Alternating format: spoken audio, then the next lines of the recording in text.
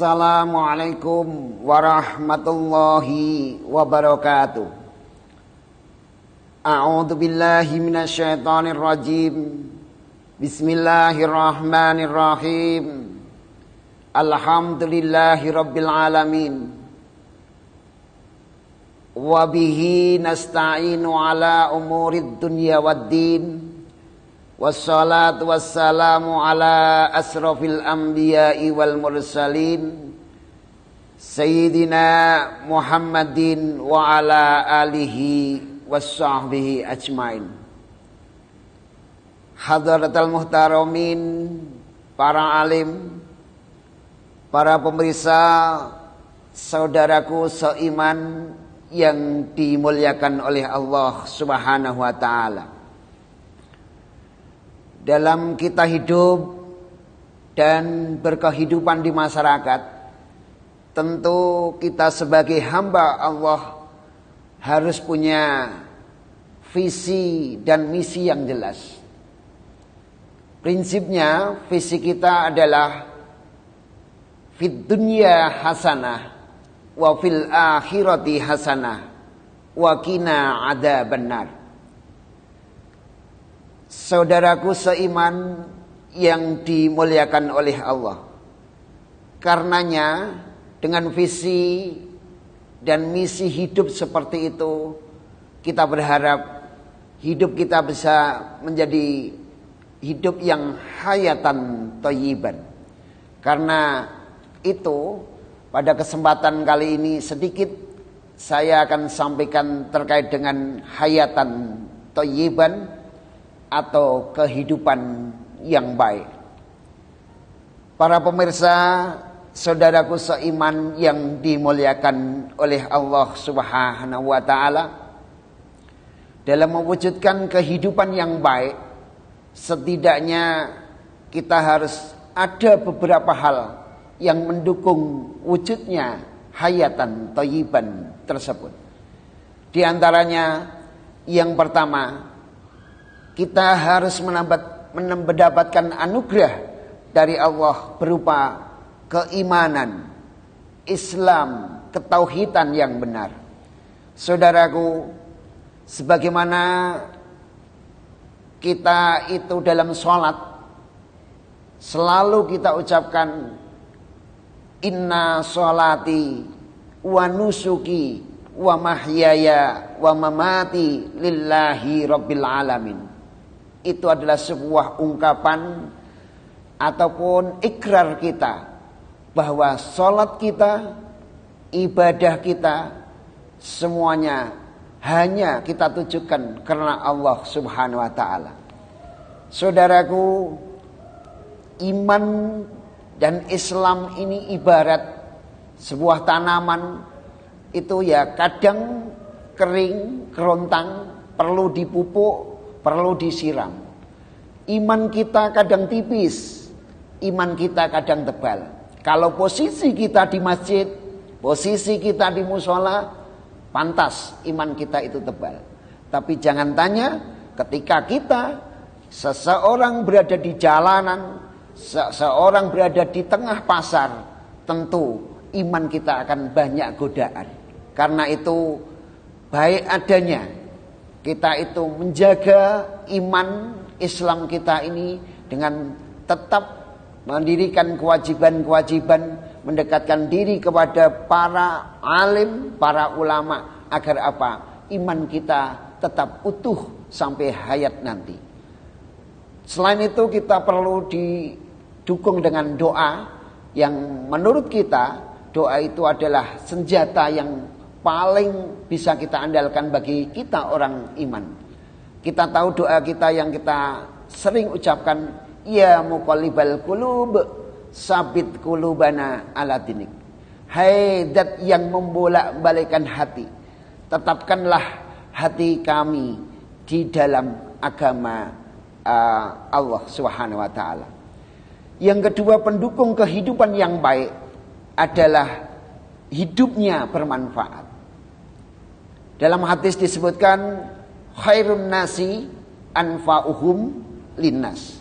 Sebaik-baik manusia adalah yang bermanfaat atau berguna bagi manusia yang lain. Saudara-saudara seiman yang dimuliakan oleh Allah, dalam upaya agar hidup kita ini bermanfaat, tentunya kita harus banyak bekal dalam kehidupan ini. Boleh dikata orang yang mau bermanfaat ini harus serba bisa, multi talent. Tentunya ya yang terkait dengan dukungan keimanan kita. Kita bisa apa dan seterusnya. Lah itu baru kita akan bisa dimanfaatkan. Saudara-saudara kaum muslimin yang dimuliakan oleh Allah Subhanahu wa taala, dalam membekali diri agar kita ini menjadi manusia yang bermanfaat, mari jangan cukupkan kita dengan keterampilan pengetahuan kita yang kita miliki sampai saat ini. Dunia terus akan berubah, menuntut kita untuk selalu kita sikapi dengan sebenar-benarnya, sebaik-baiknya.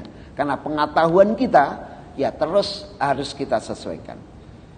Berikutnya, untuk mencapai kehidupan yang baik atau hayatan thayyiban, tentunya untuk yang ketiganya adalah harus adanya rizki yang halal.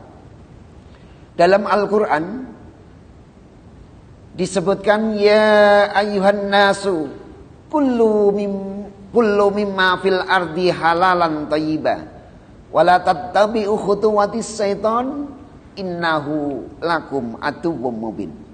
Hai manusia, makanlah mimma fil ardi, apa-apa yang ada dalam bumi, halalan thayyiban, yang halal dan juga baik.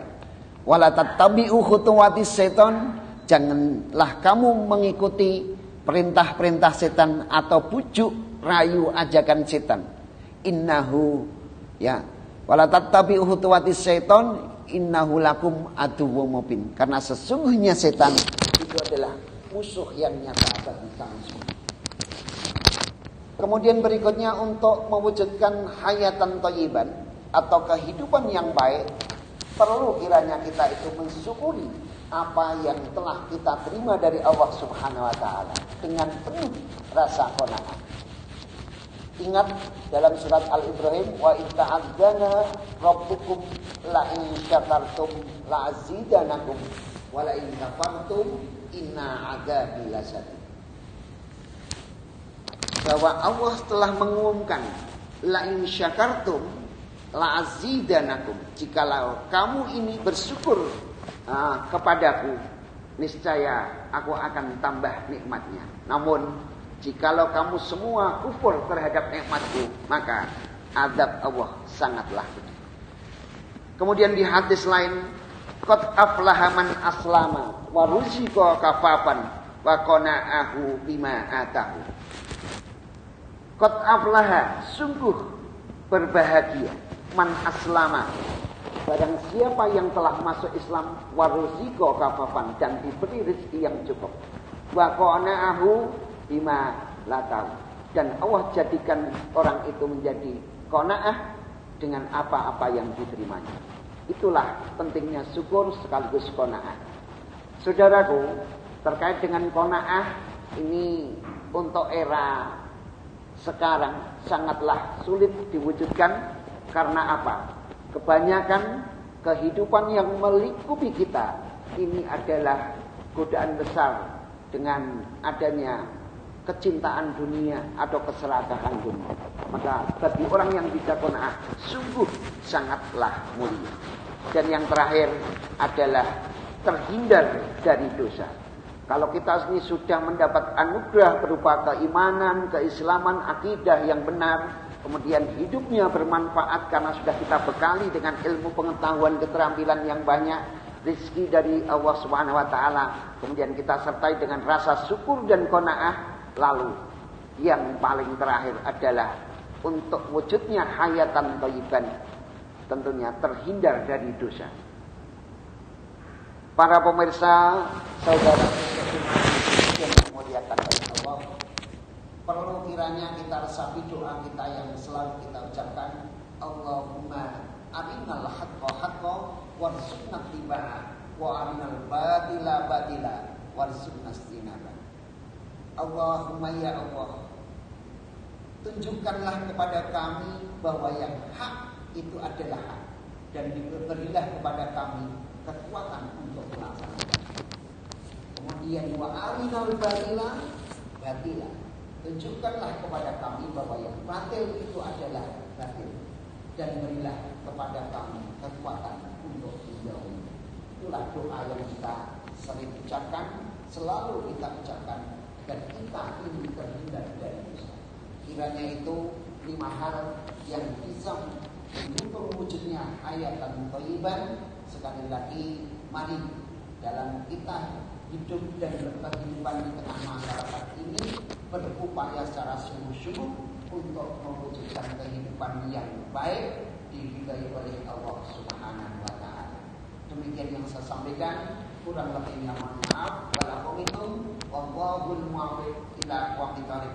Ihdinas siratal mustaqim. Wassalamualaikum warahmatullahi wabarakatuh.